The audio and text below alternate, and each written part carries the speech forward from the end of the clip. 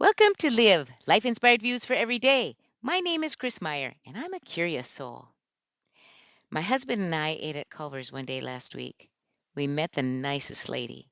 Never got her name, but the conversation started from a simple compliment of her Santa necklace. When she and her husband left, you would have thought we were the best of friends and having had known each other for years. Before that conversation, we met the nicest young lady taking our order. She was polite as she began taking our order, but gradually, as we showed her sincere appreciation, she showed one of the most beautiful smiles and asked if we had had a good day so far. The connection warmed so beautifully.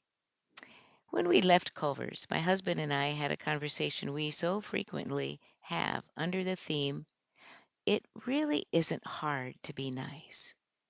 Many people are nice, but there is a little something, a sincere focus on a person, an authentic sense of appreciation, a genuine smile, something extra that cultivates a connection so differently than just going through the motions of saying hi, thank you, or please. It reminds me of the story Thomas Friedman told in his book, The World is Flat. He described a Saturday morning in Minneapolis when he met a friend at Perkins for breakfast. When the server came to their table, she took their order and he struck up a conversation with her. When she brought their food, she put the fruit down in front of him and said quietly, "I gave you extra fruit." It was her way of saying, "You noticed me. You appreciated me. You cared I was here. I like you." Hmm. Genuine kindness and extra fruit.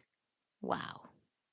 It seems I'm always talking about this topic, but kindness toward others gives life to the receiver and to the giver. We need it so much in our world, don't we? It's something so powerful that a sincere, genuine effort when approaching people with kindness can change a culture from our homes to our workplaces to communities and perhaps even our country.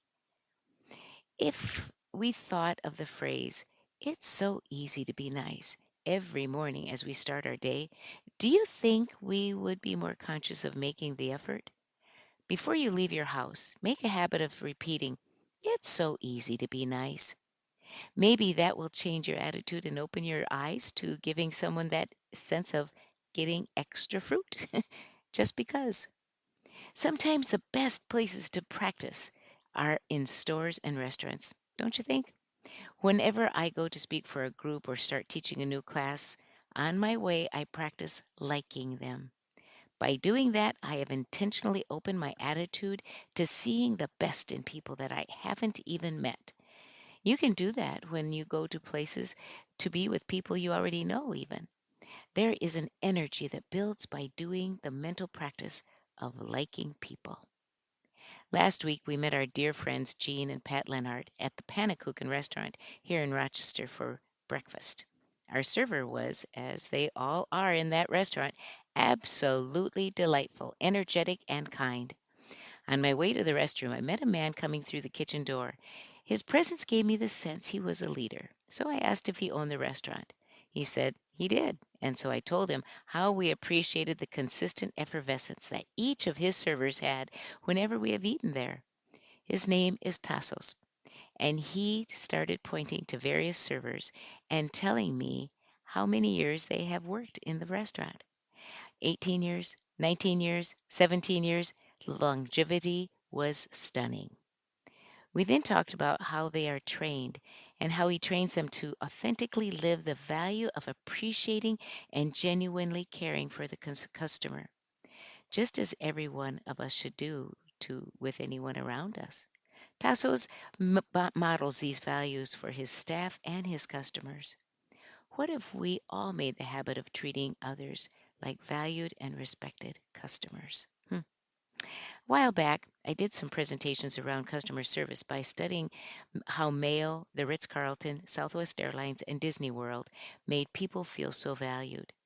What fascinated me was the power of their mission statements. They were short and packed a punch. For example, Mayo's is the needs of the patient first. Ritz-Carlton's is ladies and gentlemen serving ladies and gentlemen.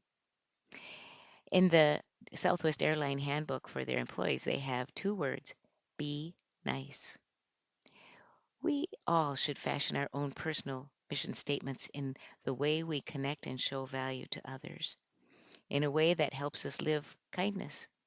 My own base is based on a story about a carpenter who was asked to build a wall between his farm and his estranged brother's farm.